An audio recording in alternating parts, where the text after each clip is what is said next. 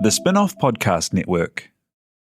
Raising capital or taking your business to the world? Investment Fix has everything you need to make it happen. This season, we're exploring the US market, the opportunities it offers, what it takes to grow a business there, and the best way to approach investors. The Investment Fix podcast. Tune in today. The Fold is brought to you by oOh!media, making brands unmissable and public spaces better across Aotearoa.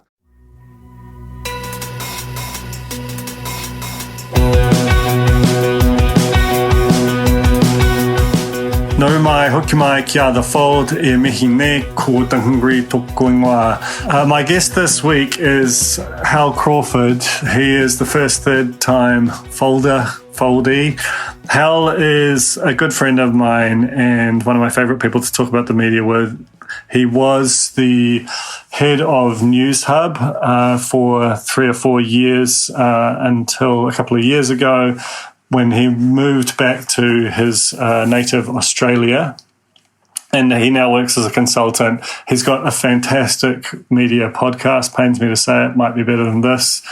Don't tell anyone I said so, called Crawford Media, and there's a related Substack. It's very much focused on the Australian media, but it also has a bit of a global lens, definitely worth checking out.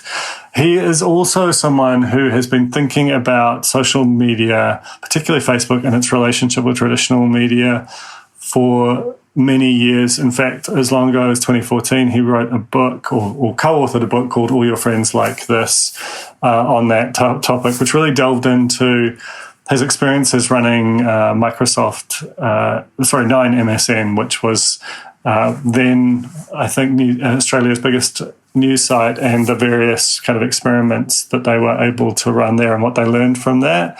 He's also interesting because despite being a journalist, he's at worst agnostic on Facebook. I think there's a general sense among journalists focused on technology now that there's a sort of a race to describe Facebook in the most apocalyptic terms, and a real focus on the sort of the negatives of it. And Hal's not like that. Hal basically believes that it is a very interesting and place that could be improved, but that certainly isn't anything like the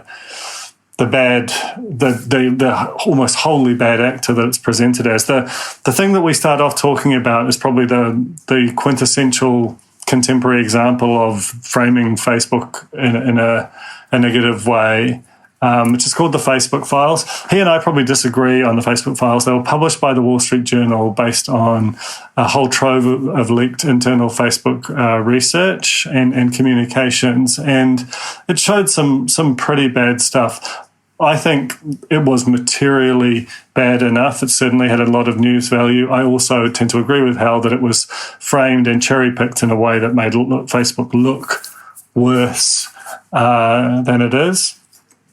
And that's really what we sort of discussed today is really what to do with Facebook, whether anything can be done, whether it needs regulation. I mean, it is actually currently asking for regulation, so it's not like this is just a couple of journalists having a think about it.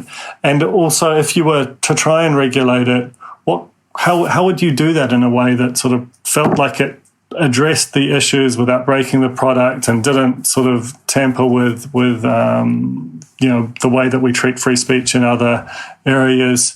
Honestly, I feel like I'm making it sound really boring, but I just don't think it is. And particularly towards the end, we get into some of the how you might do it and what the difference between Facebook the publisher and Facebook the carrier, i.e. Facebook is sitting in this incredibly profitable hinterland between a publisher like the Spin-Off and a telco like Spark, and how you can kind of force it to assume some more responsibilities of the publisher and to behave more like a carrier, and whether there is something in that, and it feels like we get somewhere. As always, The Fold is brought to you by Vodafone, with world-class network technology that the Spin-Off relies on. You could not pick a better provider for your internet services as a business. This is Hal Crawford on The Fold. Kia ora, Hal, and welcome back to The Fold. Third time. Thanks, Duncan. Yeah.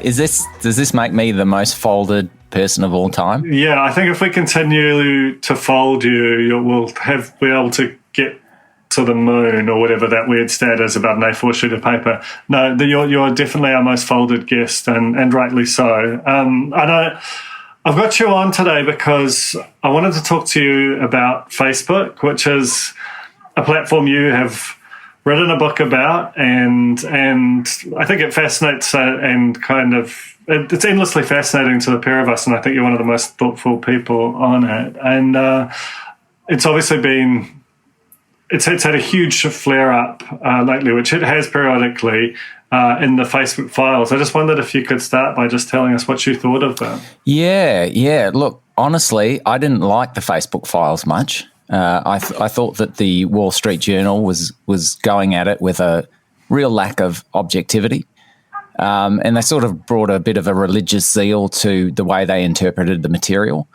That doesn't mean there was nothing significant in the leaked documents, but I had to sort of use my own judgment and sort of almost sort of look through the material to find out what I thought was significant in the leaked documents, because I felt that you couldn't take the Wall Street Journal at face value, which is a shame. But then you've got to remember that the Wall Street Journal is a News Corporation publication, and the News Corporation really has been campaigning against Facebook for some time.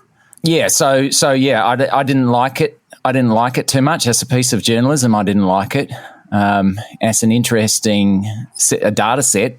Loved it. I mean, what I thought was really significant in the revelations were the fact that Facebook is allowing dangerous research to go on within the company, and it's allowing dangerous presentations, and I mean dangerous in the sense of dangerous to the health of the company. It's allowing those dangerous presentations to circulate, and so I think you could see that as brave or arrogant or, perhaps deluded.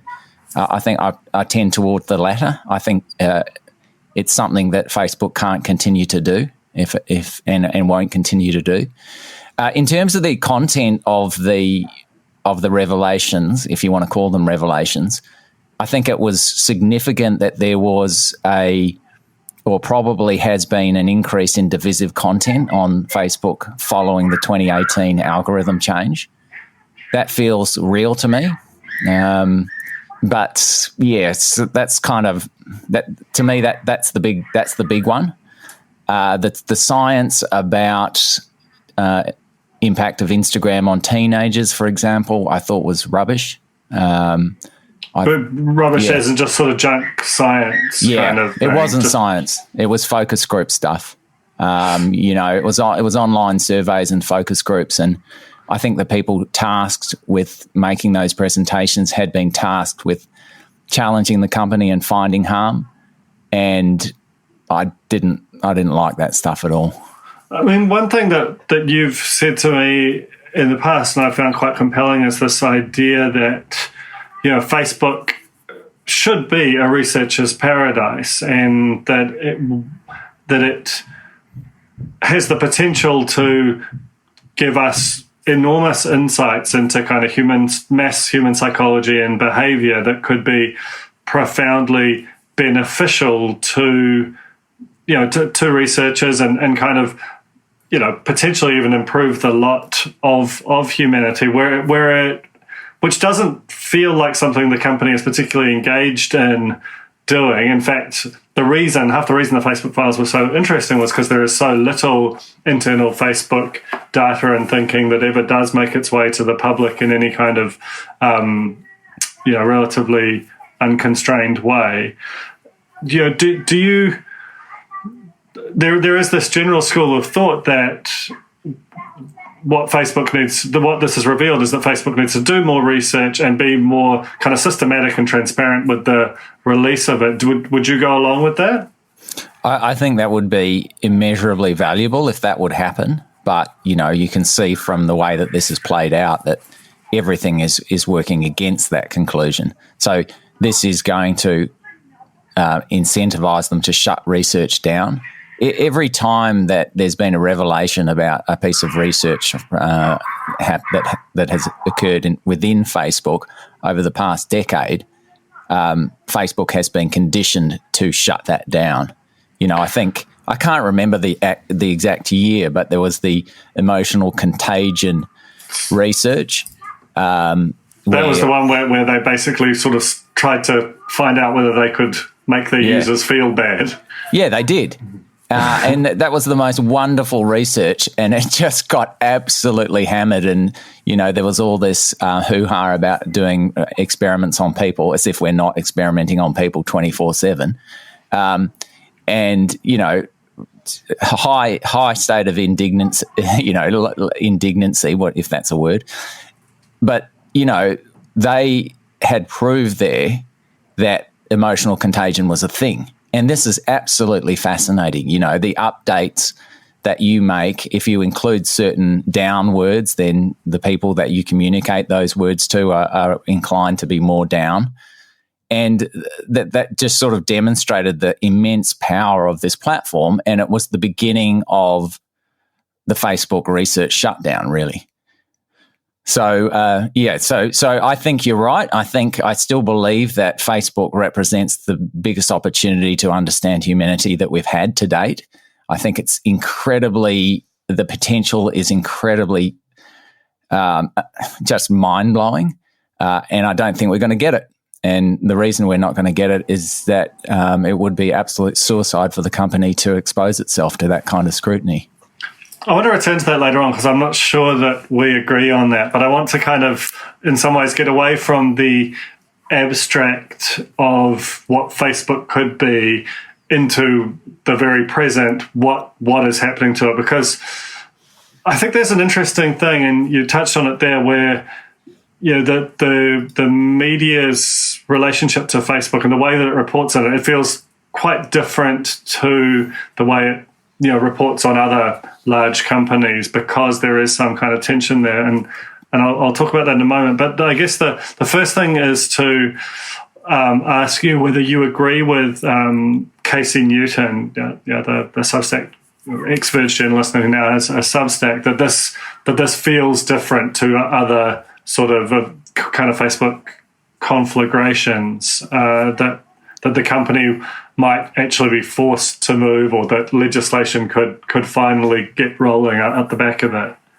Yeah, I think it feels different in a matter of degree. I don't think it's a matter of kind. I don't think there is some inherent flavour in the latest scandal, if you want to call it a scandal, that is different. I just think it's more intense, and there is no doubt that we're approaching a kind of juncture. This is a juncture where there is absolutely no story that is written about Facebook that doesn't have them cast in the role of villain. That's how the story is now. And the old stories about the wonders of tech and the sprightly young company that is doing amazing things, they're all gone. We're past that stage, and now we're into the stage where everything that Facebook does is evil. So now that we're in that stage, the question is, well, what happens? So there is some kind of unstoppable momentum to do something about Facebook, and probably that will take a really superficial form. Well, it seems like a superficial form, but the great signal of change would be for Zuckerberg to step down, or for Sandberg to step down, or for both of them to go. And I don't think that will solve any of these really big, deep problems that we have with digitally mediated communications and social networks. But it will be the public sacrifice that the story demands. And that public sacrifice will also correspond with Facebook becoming a lot more boring. And when a company is boring, it might be doing all the damage that it used to do, but it will just go unremarked. I mean, I wonder about that because, I guess that is the huge question that looms over all of this, right? Like, is is Facebook just fundamentally ungovernable? Is there no way of disentangling the good of instant global communication that it brings with it from all of the bad stuff which happens on Facebook? Or is there a future where it is more, whether it's more highly regulated or whether it gets a handle on some of its issues, is there a future where it can do the good with less of the harm? And I'm a sort of techno optimist, a Facebook optimist. I happen to think that, I spoke to Colin Gavahan, who's a professor in emerging technology at the University of Otago, who talked about the need for a massive growth in and a professionalization of the moderator class, which I think is probably inevitable and not necessarily a bad thing. I think it's unnatural for a company at the scale of Facebook, with the issues that Facebook places to have a profit margin of 35-40% consistently over a period of years, where fundamentally so much of it does feel solvable. And I think you're right in the sense that this thing does feel quite personal between the news media and Mark Zuckerberg and to a lesser extent Sheryl Sandberg as COO. But I think also, you see it in terms of the emphasis of him. Like right now, I think it's kind of fairly hard to argue that the CEO should be very fixated on getting anti-vax content under control on his platform. And yet his statements through the middle of the year were around the metaverse and about these new kind of AR Ray-Bans. And there is a sense that his preoccupation, that bores him now. The idea of fixing the current state of the platform bores him, whereas the exciting thing is the new, and that there is something that sort of feels like it could be solved in there. Yeah. I mean, at the very start of what you were just saying, then you mentioned that the question is: are these problems particular to Facebook, or are they universal to digital networks? And I tend to go to the latter. I think they're universal. There is one really important specific thing about Facebook that we need to take into account, and that is that it's advertising funded. And the advertising model always has two heads or two faces. I think two faces is a better analogy because, that's an expression to indicate a kind of deception. The problem with advertising, it doesn't always involve deception, but the problem with advertising is that there's this dual nature to the business. On one hand, you've got users or the audience, and on the other hand, you've got customers or advertisers. And the source of health for your company is both of them, and you have to work out how to balance those poles. And while there is an advertising model, Facebook will always be incentivized to increase engagement and to make sure engagement is healthy in their audience, because that's the source of their wealth. And it is it's unrealistic to ask a company to completely ignore their own self-interest. That's just not how things work. But is it self-interest still, like at a certain point, when people use your platform, they feel bad, when your numbers are starting to trail away, when you're getting hauled before Congress, when a lot of the media is lined up against you, at a certain point your self-interest and the interest of your audience aligns, and that there is a good financial incentive to sort of clean up your platform, you would think. And that's the thing that's been sort of mystifying about this, right? Yeah, I don't think so. I mean, the complexity of the task shouldn't be underestimated, and the balances that have to be struck, even between I don't think that we should be simplistic about assuming that we know how to do this or the right way to do it, because in all cleaning up or regulating or locking down, there are trade-offs. Zuckerberg has been pretty consistently a small L liberal in that he is wanting not to be the censor. It was only last year that they banned Holocaust denial from the platform, for example. And I'm not saying that's because he's a great guy. I'm saying it might be. He might be a great guy. I have no idea. But it's saying that has been the public position of the company for business reasons. And those reasons are that the closer it becomes to a publisher, moderating and choosing what content to publish, the more fragile its business model, because it can't be responsible for everything that happens on Facebook. Do you mean that because of Section 230 or because of just the sheer volume that it requires? Yeah, because of the sheer volume. So, the business model of massive engagement is not compatible with moderation of every piece of that content. It just isn't. And it's not responsible. It's not compatible with legal responsibility for every one of those pieces of content.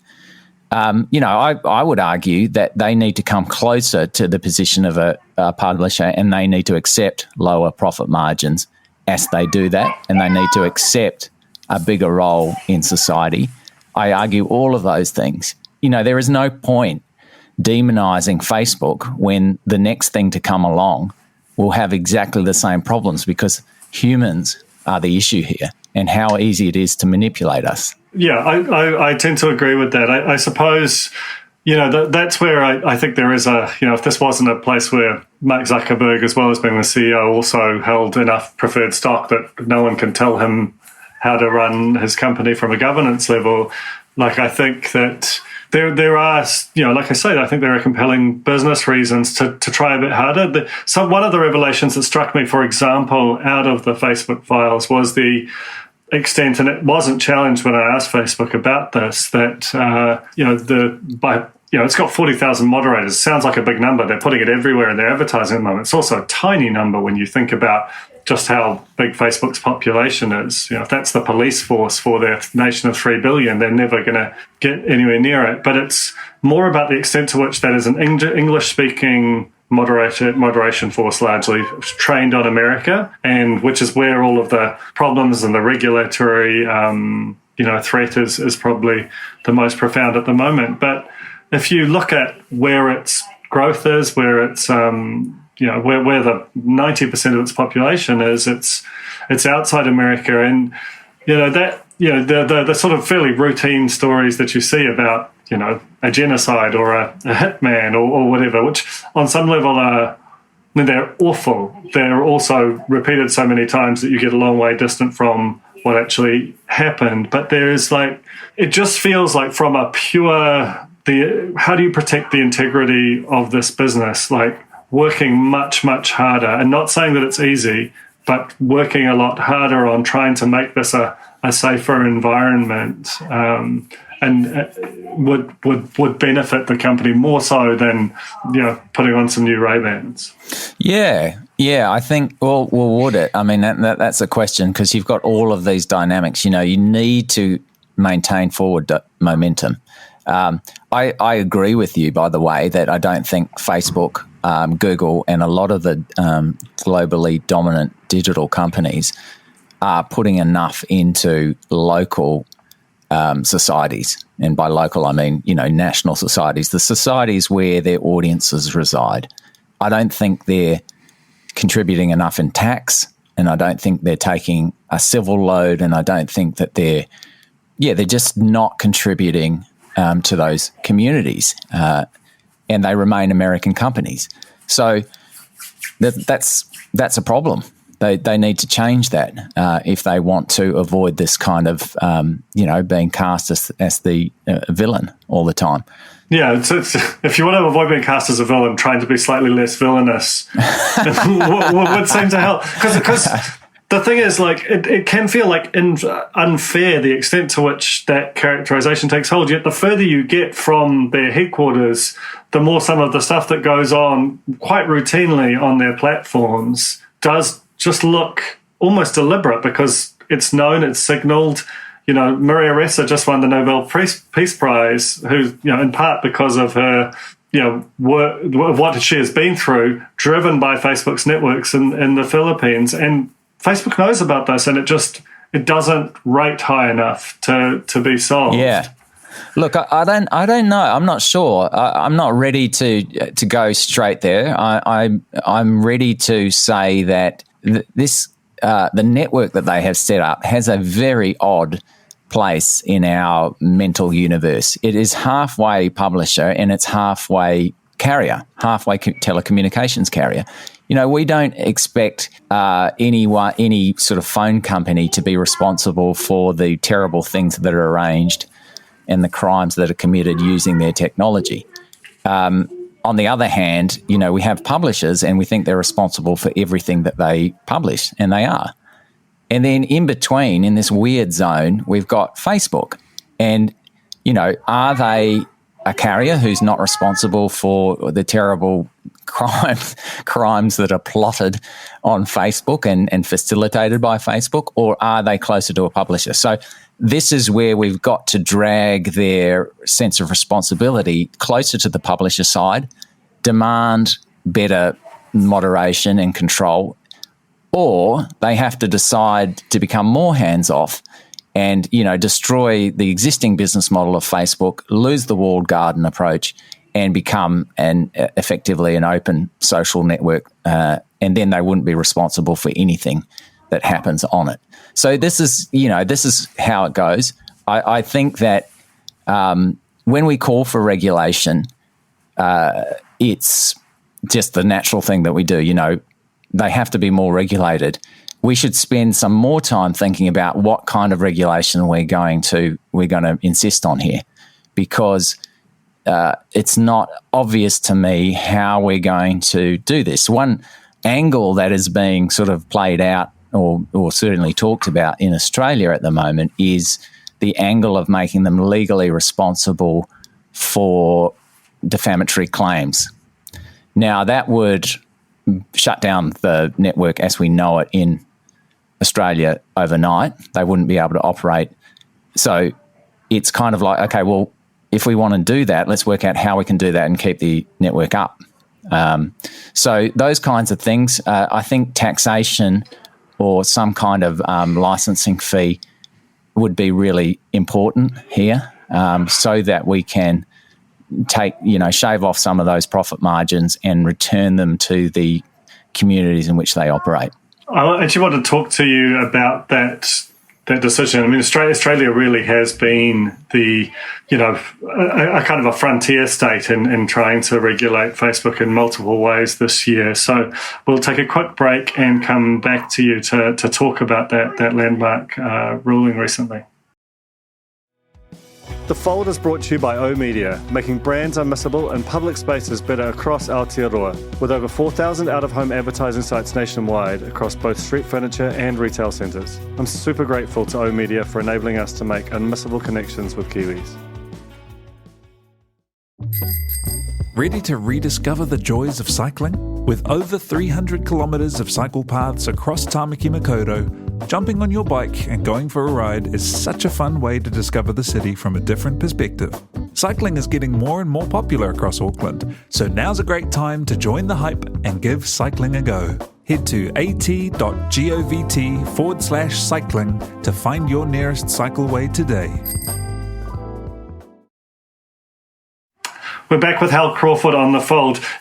Perhaps you could start by explaining to our listeners what happened recently on defamation and how that's sort of landed amongst the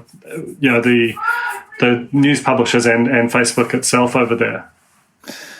Yeah, this isn't exactly the same as the issue I mentioned before the break. This is the defamation case that you're referring to is one where the High Court, Australia's highest court, which is called the High Court, decided that publishers were responsible for third-party comments on Facebook posts. And, you know, that's a phrase that I've practiced. Obviously, I can just trot it out. But what it means is that if I publish a news article and I post the link to that on Facebook, and then along comes Duncan and, you know, writes an abhorrent comment without my knowledge or approval at the bottom of that post, then I am legally responsible for Duncan's abhorrent post, and I can be sued for defamation for that. So that is, to me, when I first heard that decision, I thought it was crazy time. I thought, what madness is this? What has the High Court done? And I delved into it, and I noted that two of the High Court justices didn't agree, and they were the youngest two High Court judges. So that's an interesting observation. But the majority were actually just being totally consistent with defamation law as it exists in Australia right now. And the Australian defamation law is very similar to New Zealand defamation law. They both stink. So they were being entirely consistent, and the problem lies in how defamation works in both of our countries at the moment, where the power lies, where power has always lied with the people with lots of money and connections, and sometimes that favours news publishers, and very often it doesn't. So, look, that's what's changing in Australia over the last couple of weeks is some comments by the Prime Minister that maybe if Facebook doesn't get its act together, that we might just legislate and decide that Facebook is actually responsible for the defamatory content. Publishers could still be responsible as well. But at the moment, no one's, or very few people is suing Facebook for allegedly defamatory comments that are posted. If that changes, then the entire dynamic changes. That's what's sort of interesting to me. And I was surprised to find out that, when I interviewed Colin Gavahan, that there wasn't a Section 230 equivalent in New Zealand. We've just sort of taken it upon ourselves to just assume that it is more of the neutral carrier than it is the publisher, despite in some ways it has all of the benefits of being the neutral carrier and all of the profits of being a publisher. And obviously that's great. I think that's a great point. I think you put that really well. It's exploiting the benefits of carrierness, and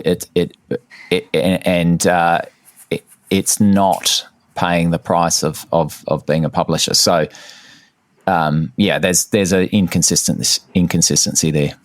And I think that's the tension, and it's on some level it has kind of alluded to how difficult this all is with the creation of its oversight board, which seems people have their different views on this, but I think it's a relatively sincere attempt to try and get a body of people to rule on some of these knotty issues. But I think as when I interviewed Colin, he pointed out that there are sort of enormous, globally significant rulings that board might have the capacity to address, and then there are just kind of ordinary working moderation hell, whether it's breaking suppression orders or murder videos, whatever kind of horrible things that the company will need to get onto fast and delete. And then there's this big layer in between, which probably requires a lot more thought and care that will inevitably be expensive. And this is where it comes back to taxation, about that it hasn't shown a willingness to, and probably doesn't really. You wouldn't as a country want it to set up its own tribunals. You'd actually want them to be kind of neutral, but it certainly is profitable enough to fund them. And that's where some of these complexities can be, could potentially be examined, and ultimately then you have the opportunity to kind of debate them. And I think that's the thing that's missing right now, is that we can have as many kind of wonkish, discussions about this, but it's podcasts. Yeah, exactly. We can do it every week, but it's just so far away and feels so ungovernable. Yet its impacts are so local. We've got a piece coming, which will have been published by now, about the anti-vaxxer community, and right through it is this thing. It either starts on Facebook or it's a conversation, and then they go to Facebook to find out more. Yeah, and these have huge externalities. Let's have a talk about the anti-vax thing, because, you know, this is a good little internal test for you and I, because I am so opposed to anti-vax content and anti-vax thinking, and, you know, rooted in conspiracy theories that are just like mental delusions that, you know, appeal to people for the worst possible reasons. But that urge to ban anti-vax content is problematic. It's problematic because you're placing yourself as the arbiter of truth. And, you know, we know that the anti-vax stuff is wrong. We know that it's damaging. But you've got to decide, and this is the classic free speech thing, at what point, you know, is our speech not free? And, you know, Zuckerberg and Facebook have always erred on the side of let's keep it free because we don't know what truth is. Except, have they? I mean, as you referred to earlier, they have decided that Holocaust denial is no longer a form of protected speech. Yeah, and so they're slipping. They're slipping. They are slipping. They're like a man on a cliff, and that, you know, there's only a few fingers left. Well, that's exactly right. And you know, Google has made the call with YouTube that it's just taking anti-vax content off. Hasn't really given a strong intellectual justification. It's mainly just a commercial one. And I guess but that's, you know what? Let me challenge you. I just think it's not about when we agree on stuff that, you know, that we're challenged in our beliefs on freedom of speech. It's when we don't agree. And there could be nothing that I disagree with more than anti-vax content. I mean, it is abhorrent.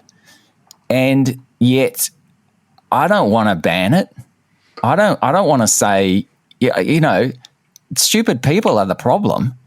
Not, But I mean, that can be true, and yet you've got vulnerable people, let's call them, who encounter that content just while living their best Facebook lives, who are then, you know, the platform radicalizes them. Charlie Mitchell had a terrific piece for Stuff which sort of examined that a couple of months ago. I guess the thing which I come back to on this is it's the one-to-many thing. You know, with the telephone, your calls are one-to-one. And with, you know, even with mail, you can go one-to-many, and the carrier just genuinely, like, it's illegal. It's mail fraud. You can't tamper with mail. Like, and then there is a real hard cost about distribution, and there are sort of certain, you know, it's a highly regulated industry. And I think the fact that, you know, that feels that is the characteristic of a publisher, right? Like, it's either a single person or a small group of people speaking to a much larger one, and that's why we historically considered it to be important enough that we would regulate it. And with Facebook, having default public settings, having default wide distribution, and, you know, having, in fact, an algorithm that naturally privileges and you know, more widely distributes highly engaging content, which quite often is content that has that controversy. You know, it does feel on some level like it's an engineering problem, because... Yeah, I'm with you. It's an engineering problem. I agree. And I think that if we look at regulation, think about regulation, and I'm just going to step away from my sort of laissez-faire thing here. I'm not laissez-faire. I just want to know how to regulate effectively. And perhaps what you're indicating, like some sort of limit on the amount of people in the network, or the amount of recipients of a message, you know, slowing down transmission is really important. And you know, what we've seen are accelerants. What we've seen with the 2018 algorithm change in Facebook is that divisive content is probably been favoured, because, you know, it always was favoured. You know, we've done a whole bunch of research. We found that partisan content has always been encouraged and facilitated on Facebook.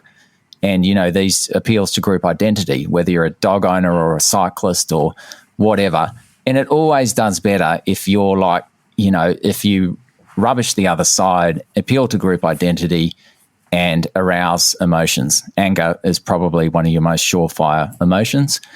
but, wild elation can also work really well.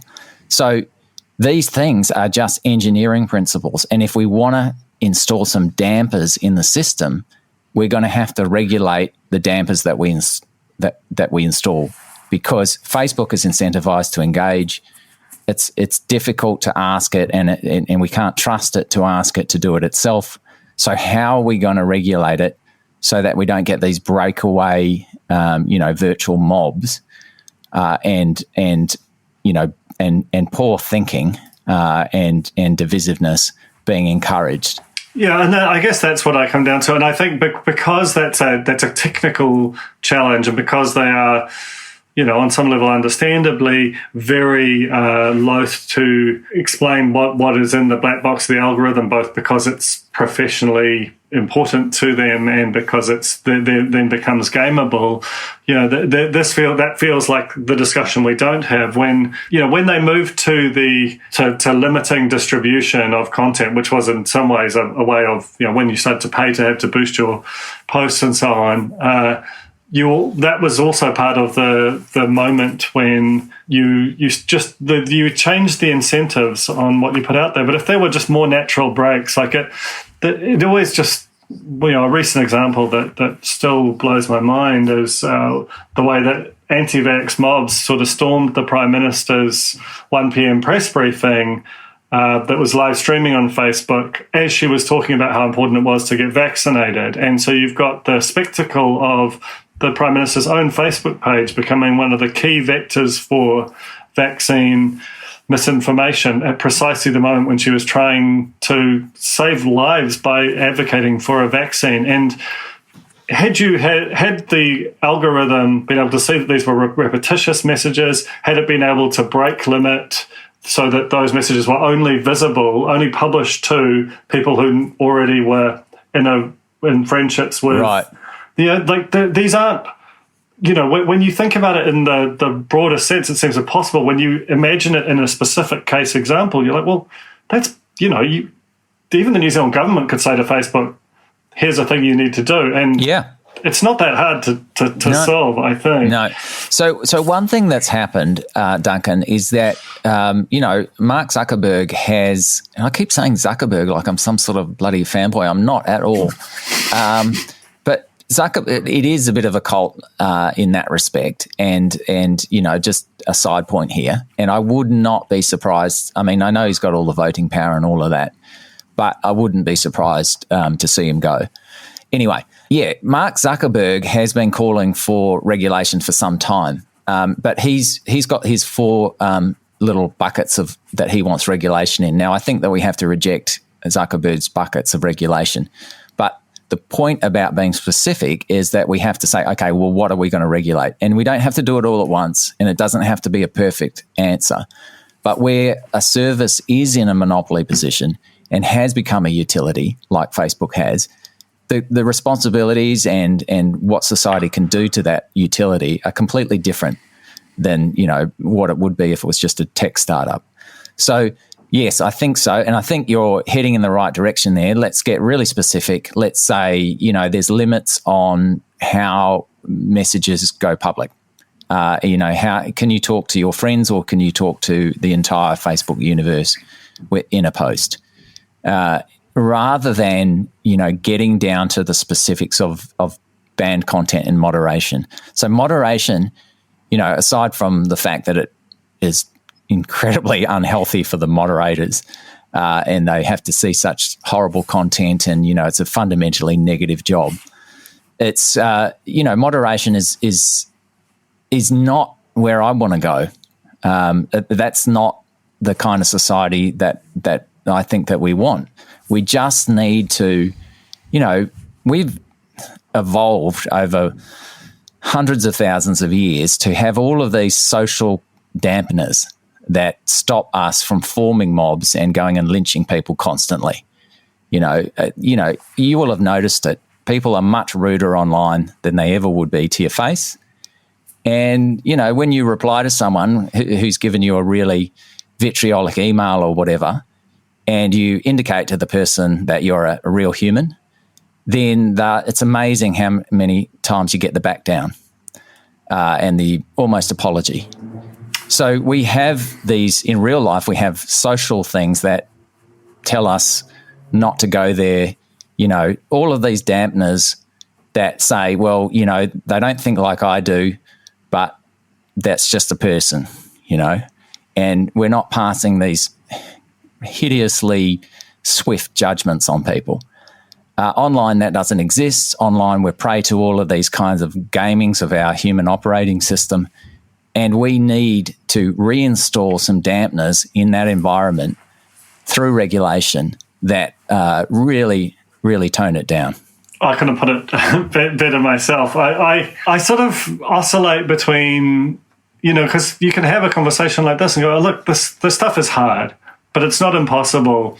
And I think there is a way of designing a set of legislation that ultimately becomes a box that you can play with, and that you can try something, you can give it a 3-month experiment, and if it feels like it needs refining or it doesn't work, you can, that is a way of, it's not a natural way for us to regulate, the world that we've come from, but the world that we're going into, it feels more like it's engineered the same way that they are, that it's a regulation that can be in motion in the same way that these companies are. That's not like a finished thought, but I guess... No, it's actually something that I started thinking about. A couple of days ago you said, hey, Hal, you want to do another podcast about Facebook? And I've been thinking about it, and I came to exactly the same conclusion, which was that the way that we develop these regulations and the way that we think about moderating Facebook and interfering has to be different. It has to be on a different basis. And why do we have this view that regulation should be birthed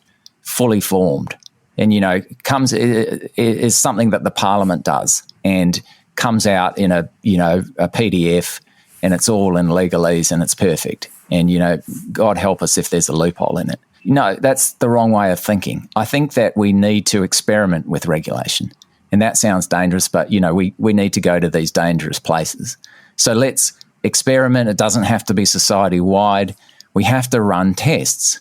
And, we have to say to Facebook, let's develop an ability to do regulatory tests, experiments, and then we'll see how they work. And it won't be perfect, but we'll learn. And then when we're ready, we'll pass those regulations into law. Yeah, that's kind of where I get to. I think if we could sort of turn down the heat, I tend to agree with your thesis that the media, and I include myself in this at times, can often, there was that amazing, Atlantic headline recently, Facebook as a hostile, I can't remember the exact phrasing, but basically it was a nation state that is almost at war with America. It was a brilliant piece of framing, but it didn't really prove its thesis, I don't think. This is all very, sorry to interrupt, but it's all very self-referential, isn't it? Because the reason that you read that and remember that is because it was extreme, exaggerated, and divisive. Just like the problems we're talking about. Exactly. You try and write a reasonable assessment of Facebook, and it's not going to go anywhere. So, believe me, I've been doing it for years. It's a mug's game. So just before you go, do you consider yourself an optimist on this, that this is something that humanity will figure out? Or do you think that somehow that Facebook and that social media and technology and the sort of deregulated environment that they were born into have kind of tapped into humanity's source code, and that this is part of the thing that will eventually destroy us? Where do you sit on that? Oh, I've got to be an optimist, and that's not a rational position, nor is being a pessimist. It is a constitutional thing, and it is also a creative thing, which is optimism says that the way forward is more important than all the mistakes that we've made, and that is so true here. Which is, we've screwed up so many times, with tech, with humanity, with societies. If you've ever been close to a parliament, an operating parliament, I mean, your faith in humanity can be severely shaken. And this is not even being inside a tech giant or anything like that. But the optimism is this incredible energy to keep going forward, which is, to go back to those stupid Ray-Bans. with the computers. I mean, how could anyone think that that's a good idea, right? That is the stupidest idea I've ever heard. Let's just put something on people's faces so that we don't know whether they're recording or not, and they will just amplify all these problems that we've already got. But it's the energy. That's the important thing. That's the truth. It's the excitement. It's the feeling of, wow, this is something new. That's the story that I care about. That's what's important. Yeah, we're always going to be in a mess. You know that. You know, we can't avoid ourselves. But unless you keep going forward, what are you going to do? Yeah, I tend to agree. I think humanity has stared down multiple very, very difficult situations in the past. This is simply the latest, and that there's normally a lag between us sort of recognizing it as a problem and figuring out exactly what the way through is, and as much as this feels unsolvable right now, I don't think it is. Just before we go, tell our listeners the name of your very good podcast. Thanks, Duncan. Yes. Part of the reason I sort of got you on again was I listened to an episode with Benedict Evans, who writes a weekly newsletter, or more than weekly newsletter, which I absolutely love. It's one of the smartest, most clear-eyed piece of writing predominantly on technology, regulation, and media, and you had him on. It was a very good discussion, and your podcast is very good. So, yeah. So Crawford Media is the name of the podcast, not imaginative, and crawfordmedia.substack.com is where you can subscribe to it for free. And yeah, I mean, isn't it just so fun to talk to people, and Benedict, I mean, my God, he just went for it, didn't he? He just barely a pause for breath. But he is so smart and just such a big picture guy. I found out actually, Duncan, that he is a Cambridge history graduate. And then it sort of all fell into place for me. It's like, well, why do I really like his big picture thinking? And, it's because he takes this longer lens view, and I should probably say wide angle view, not longer lens. But, it's so, yeah, and check it out. Please check out the podcast, because, it's horrible having these conversations in a vacuum. I mean, and honestly, anyone who's listening to this will very much enjoy the Crawford Media podcast and your Substack. Thank you so much for making the time. It's always really, really fun to talk, and there's no doubt in my mind that the story isn't done, and we'll talk again soon. Yeah, thanks, Duncan. It's I feel like we've only just started to get going. Oh, no, we pretty much figured it out. I think. Wicked. All right. Ka kite. Thank you, Hal. No worries, man. That was The Fold, brought to you by our partners at oOh!media, making brands unmissable and public spaces better across Aotearoa. Huge thanks to oOh!media for sponsoring this episode of The Fold and enabling us to make unmissable connections with Kiwis.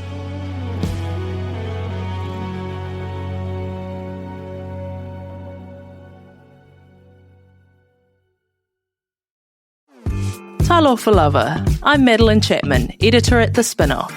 If you have the means, consider supporting our high-quality journalism by becoming a Spin-Off member. Sign up now at thespinoff.co.nz/donate. The Spin-Off Podcast Network.